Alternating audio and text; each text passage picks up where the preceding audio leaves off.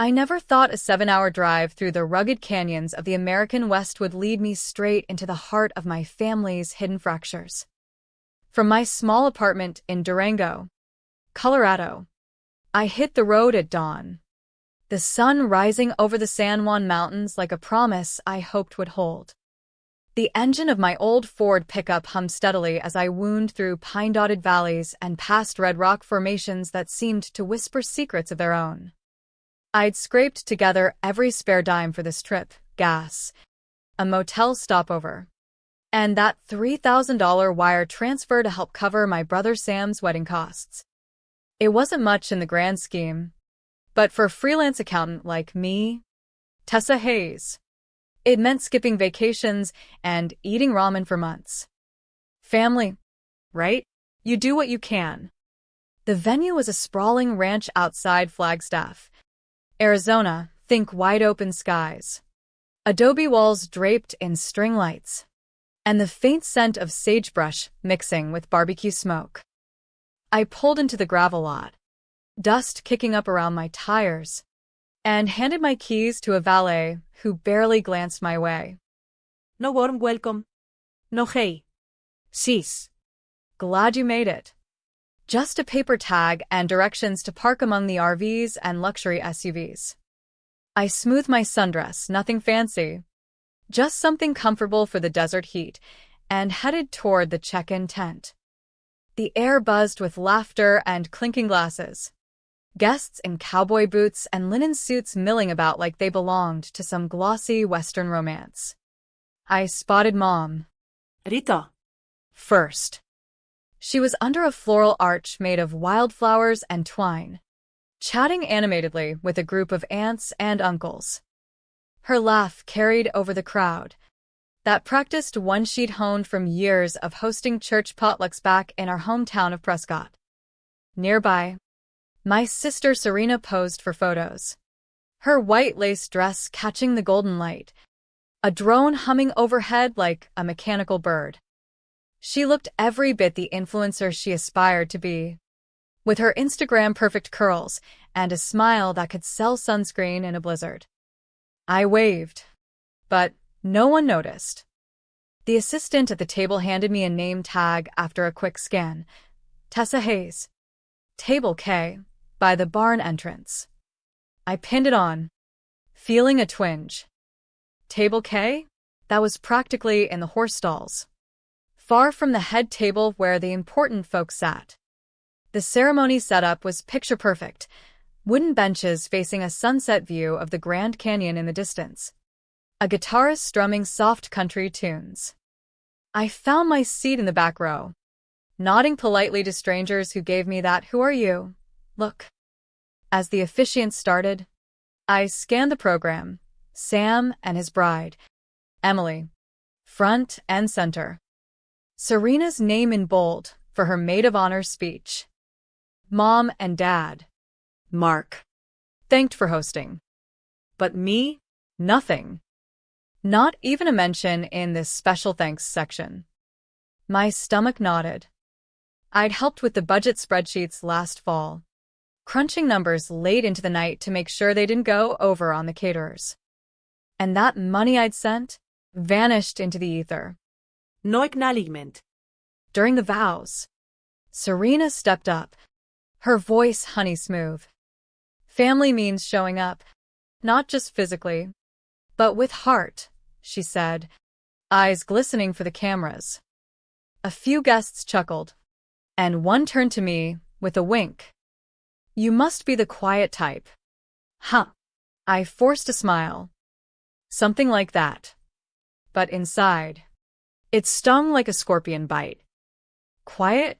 I'd been the one coordinating Grandma Eliza's doctor visits for years, driving her to chemo in Phoenix when no one else could. Serena had been off in LA chasing modeling gigs, posting selfies from beach parties. Mom always said Serena had that spark, while I was the reliable one. Reliable, apparently, meant invisible. After the I dose, I mingled or tried to. At the cocktail hour, I grabbed a plate of sliders and found a spot near a hay bale. Mom finally approached, her face a mask of polite surprise. "Tessa, you made it all this way," she said, eyeing my dress like it was from a thrift store rodeo. "Yeah, Mom. for Sam." She nodded, but her eyes flicked past me to Serena, who was laughing with the photographer. "Well, the transfer helped a bit, but we figured you'd chip in more. He's your brother. After all." I bit my tongue. "I did what I could." She patted my arm dismissively. "We all contribute in our ways. Some shine brighter." And with that, she floated away, leaving me with the echo of her words. I retreated to the edge of the ranch, staring out at the cactus-studded horizon. The sun dipped low, painting everything orange. Why had I come? To prove I still mattered? As kids, Serena and I had been thick as thieves, riding horses on Grandpa's old ranch, sharing secrets under starry skies. But life pulled us apart, her to the city lights, me staying close to help with family stuff. Dad. Always the strong, silent type, a retired rancher, had favored her flair. Now. It felt like they'd rewritten our story, without me in it. Later, during dinner under the big tent, I sat at table K, the clatter of kitchen staff drowning out the toasts. Serena's speech was a hit, full of jokes about family unity. But when she mentioned stepping up for Grandma this year, I nearly choked. That was my role, not hers. I'd handled the Medicare paperwork, the home health aides. She hadn't even visited Eliza in months. Whispers reached me, "Serena's such a saint." I gripped my fork, the injustice boiling like a summer storm. As the night wore on, I slipped into the guest lounge for a breather. There, I found Grandma Eliza sitting quietly by a window, Her walker nearby. She looked frail but sharp-eyed, her silver hair pinned back like always. "Tessa, honey," she said, patting the seat beside her. "You look like you've got the weight of the Rockies on you." Iset. And for the first time that day, I felt seen. They act like I don't exist. Gran. She squeezed my hand. "Some folks only see what's shiny. But you? You're the bedrock." Her words warmed me, but the hurt lingered. Little did I know, this was just the setup for the real drama unfolding behind the scenes. The reception kicked into high gear with line dancing and a bonfire crackling under the vast Arizona sky. Stars twinkled like scattered diamonds, but I felt like an outsider at my own brother's hoedown. I nursed a soda near the edge, watching Sam twirl Emily on the wooden dance floor. He caught my eye once, waved awkwardly, then got pulled back into the crowd. "No, thanks for coming." Sis. No hook. Just that fleeting glance, like I was a distant cousin. Serena held court by the fire pit, regaling guests with stories of her LA adventures. I coordinated everything for Gran's care, doctors, Meds. you name it, she boasted, her voice carrying on the night breeze. A lie so bold it made my blood run hot. I'd been the one on endless calls with insurance companies, navigating the bureaucratic maze of elder care laws in Arizona. Serena couldn't even remember Eliza's allergies. Mom chimed in. "Serena's been a godsend. We couldn't have done it without her." Guests nodded, impressed. I stepped back into the shadows, my face burning. I wandered to the barn, where staff were stacking chairs. A young AV tech fiddled with equipment, headphones around his neck. He glanced up. "You okay?" Mom. I hesitated, then spilled a bit about the money, the snubs, the lies. He nodded sympathetically. "Families Huh? saw something weird earlier. Your mom asked me to cut a video clip, said it didn't fit the vibe." My curiosity piqued. "What clip?" He shrugged. Some old family footage. Mentioned you a lot. I thanked him and slipped away, a seed of suspicion planting itself. Back at the tent, Dad pulled me aside. Mark Hayes, with his weathered face from years wrangling cattle, looked uncomfortable in his BOLO tie. Tessa, don't make waves tonight. It's Sam's day. I swallowed hard. Dad. They act like I haven't done anything. He sighed, Rubbing his jaw. You know how it is. Serena's got that charisma. But we appreciate you in our way. His way felt like crumbs. I nodded. But inside, resolve hardened. This wasn't just pettiness. It smelled like something deeper. Maybe tied to Grandma's estate. She'd mentioned updating her will recently, but details were fuzzy. As the cake was cut, a towering confection with cowboy hats and fondant, I overheard Mom whispering to Serena near the bar. Make sure Tessa doesn't stir things up. That estate paperwork is almost done. My heart skipped.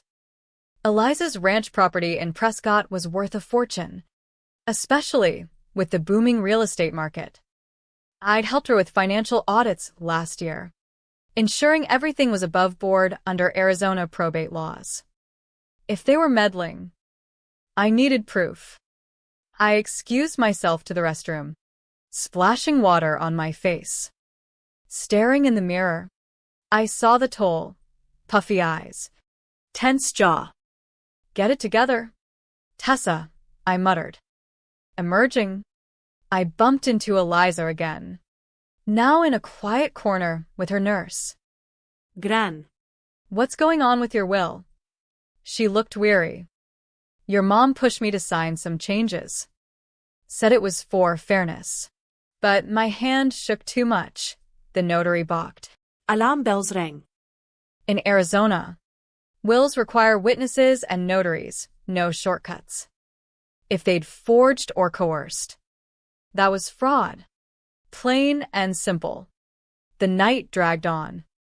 During a slideshow of family photos, I noticed the patterns: Serena front and center, me cropped out or in the background.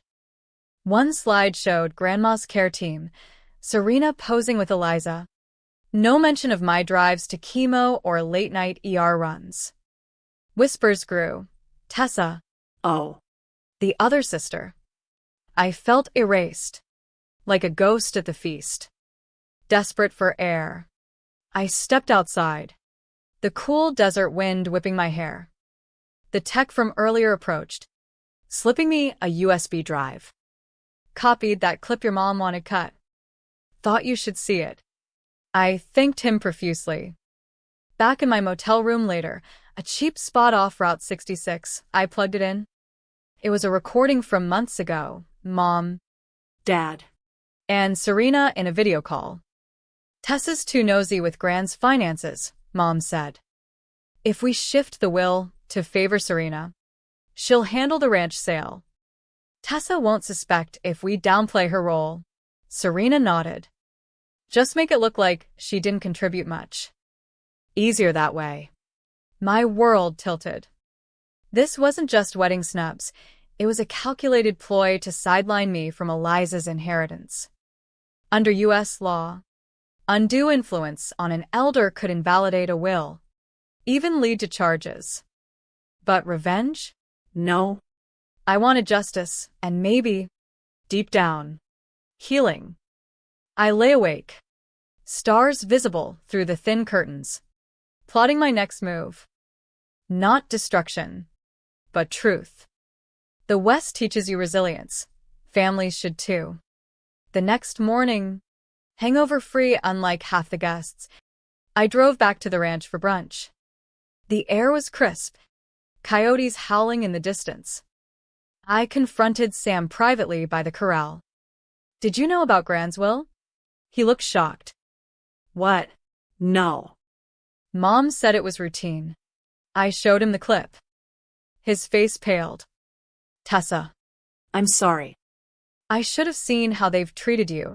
For the first time, a crack in the facade. Brunch was tense. Serena avoided me. Mom's smiles forced. I pulled Eliza aside. Gran. Let's get a lawyer. Make sure your wishes are clear. She nodded gratefully. You've always been my rock, Tessa. As we ate huevos rancheros, I felt a shift, not vengeance, but empowerment. The drama was far from over, but maybe this wedding would force us to face our fractures. Brunch wrapped up with forced cheer, the ranch staff clearing plates while guests nursed coffees and mimosas. The red cliffs in the background loomed like silent judges, reminding me of the vastness of the West and how small family squabbles could feel against it. But this wasn't small. It was a web of deceit threatening Grandma Eliza's legacy. I sat with her at a shaded table, away from the chatter. Tell me everything. Gran, y whisperat. She sighed, Her arthritic hands folding a napkin. Your mom brought papers last month. Said it'd split the ranch fairly, more to Serena since she's building a future. But I felt pressured. The notary left when I hesitated. I nodded. Recalling Arizona elder law, coercion could void documents. And as a potential beneficiary, I had standing to challenge. Sam joined us, looking sheepish. Tessa. I watched that clip. It's messed up. Emily, his new wife, hovered nearby, supportive. We didn't know, she added. For once, I believed them. Serena and our parents had orchestrated this alone, perhaps out of greed for the ranch's value amid the housing boom. Dad approached, his boots scuffing the dirt. What's this huddle about? I met his gaze steadily. Grand's estate. Dad. The changes you pushed. He bristled. That's private family business. Not when it's potentially illegal, I countered calmly. The tension escalated as Mom and Serena sauntered over. Tessa. Always stirring the pot, Serena quipped, her tone laced with venom. Mom shot her a look. Let's not air dirty laundry here. But I was done whispering. Dirty laundry? Like lying about who cared for Gran? Or tampering with her will? Guests nearby paused, ears perking. Serena's face flushed. You're jealous. That's all. I stepped up. Eliza interjected softly. No, dear. Tessa did the heavy lifting. Weekly calls. Bills paid on time. You sent postcards. A murmur rippled through the crowd. I pulled out my phone, showing emails and bank statements, proof of my contributions, from medical copays to property taxes. This isn't about credit. It's about protecting Gran from undue influence. Under federal and state laws, like the Elder Justice Act, this could escalate to abuse claims. Dad rubbed his temples. We thought it was best. Serena's got big plans. Plans that cut me out? I asked, voice steady. Serena snapped. You never show up flashy. No social media. No drama. Why should you get a say? The argument drew more eyes. An uncle pulled me aside. Tessa, you're right to speak up. We've seen how they've favored her. Validation washed over me. But I wanted resolution, not division. As the group dispersed, the AV tech from last night texted, overheard more. They edited the family video to exclude your parts. I thanked him, piecing together the puzzle. This wedding was their stage to rewrite history, making Serena the hero to justify the world changes. I drove Eliza back to her assisted living in Prescott that afternoon, the highway stretching like a lifeline. Thank you, Tessa, she said. I felt trapped. We stopped at a diner for pie, apple, her favorite. Over coffee, she shared stories of our family's ranch days. How Grandpa built it with bare hands. Don't let bitterness take root, she advised. Families heal when truth leads. Her words lingered, softening my anger. Back home in Durango, I consulted a lawyer friend, Jake, over Zoom. You've got a case for contesting the will, lack of capacity, undue influence.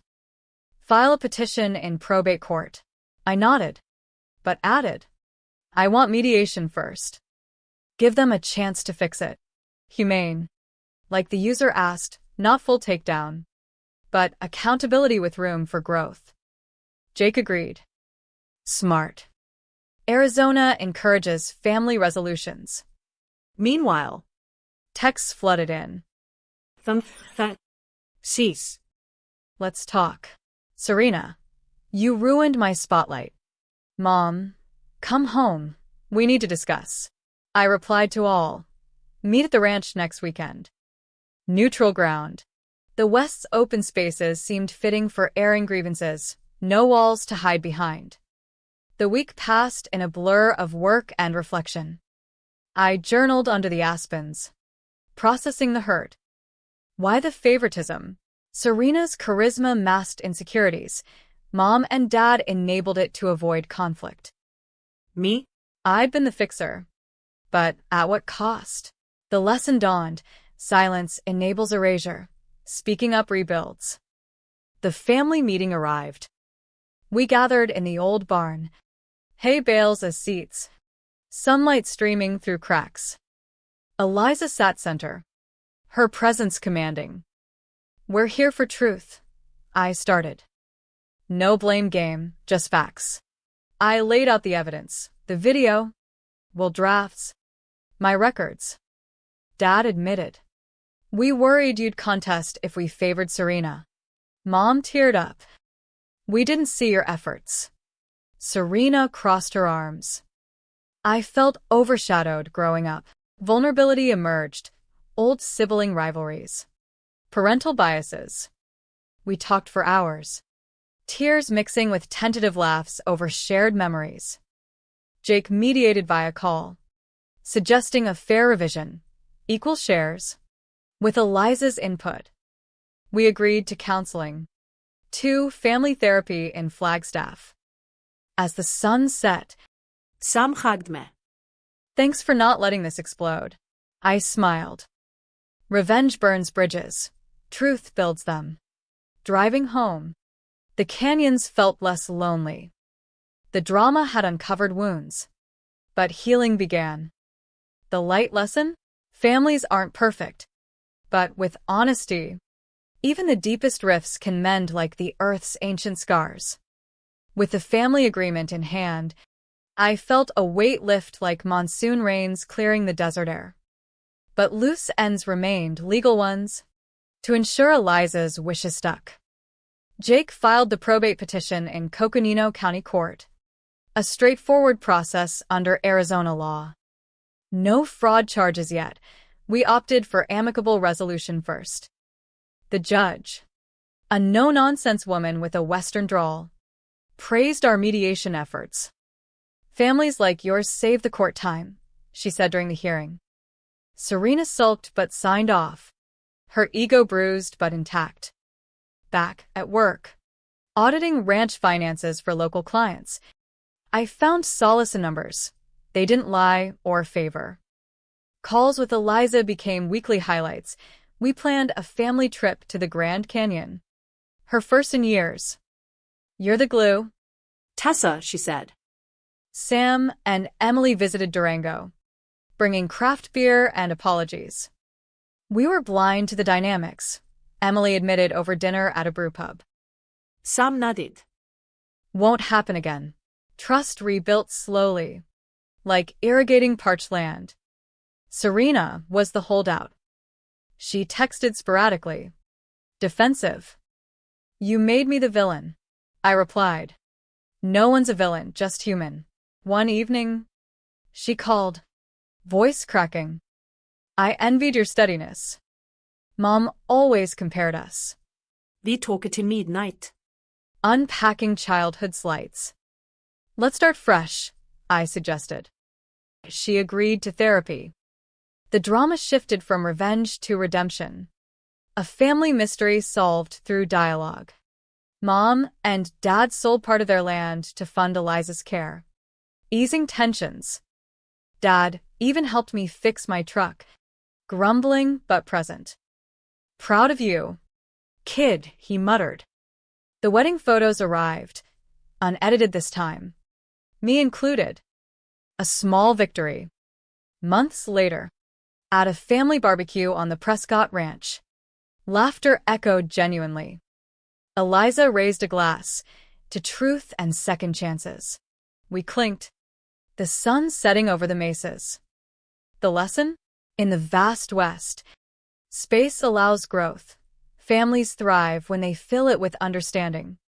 But shadows lingered. A cousin mentioned Serena's old posts, downplaying my role. I let it go, growth, not perfection. As I drove home under starry skies, I reflected. Betrayal hurts, but forgiveness frees. The story wasn't over, it was evolving. Humane and hopeful. The court hearing was a formality, but it cemented our path. In the Flagstaff courthouse, with its adobe facade and mountain views, we sat as a unit. Jake presented the revised will, equal inheritance, with trusts for Eliza's care. The judge approved, noting, "This shows maturity." Outside, Mom hugged me awkwardly. "We messed up." I nodded. "We all did. Let's move forward." Post-hearing, we lunched at a historic diner, burgers and fries, Western style. Conversations flowed. Dad shared ranching tales. Serena admitted her fears of failure. LA's tough, I projected confidence. I opened up about feeling overlooked. Vulnerability bridged gaps. Back in Durango, life normalized. I volunteered at an elder advocacy group, channeling the experience into helping others navigate legal mazes. Eliza thrived, her health stable. We hiked easy trails, her stories inspiring. Serena visited, Bringing la glamour. The rode horses. laughing like old times. "Sorry for the lies," she said. "Forgiven," I replied. The mystery of our rift, rooted in unspoken resentments, solved by communication. At Christmas, gathered around the fire, gifts included a framed photo, all of us, unposed. Real. The unexpected healing? Priceless. Lesson learned, families bend but don't break when rooted in truth. As spring bloomed in the west, wildflowers carpeting the canyons, our family blossomed too. Eliza's ranch became a gathering spot, barbecues, stargazing. No pretenses. I led financial workshops for seniors, empowering them against exploitation. Knowledge is your shield, I'd say. Drawing from our saga, Serena launched a podcast on sibling dynamics, crediting our story anonymously. "Healing starts with hard talks," she shared. Sam and Emily announced a baby.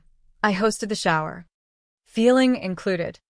One sunset, Eliza and I sat on the porch. "You turned pain into purpose," she said. I smiled. We all did. The shocking betrayal led to unexpected bonds. A light lesson in resilience and grace. Years on, the wedding faded into lore, a turning point.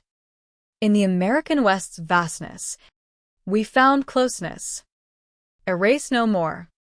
I wrote my own chapter, one of forgiveness, family, and frontier spirit. The seasons turned, bringing monsoons that washed away old dust. Eliza's health held, her spirit fierce. We celebrated her 80th with a hoedown, line dancing. No exclusions. Serena emceed, shouting me out. To Tessa, the real MVP. Applause warmed me. Professionally, I partnered with Jake on elder law cases, preventing similar dramas. "Your story inspires," he said. Personally, Dates with a local ranger added joy, hikes, honest talks. Reflecting on the drive that started it, I saw growth. The shocking event, family erasure, yielded healing. Lesson: in drama's storm, humanity prevails when we choose empathy over revenge. At a family reunion, under twinkling lights, we toasted. To us flawed, but forward. The West's horizon stretched endless. Like our potential. Betrayed once, bonded forever.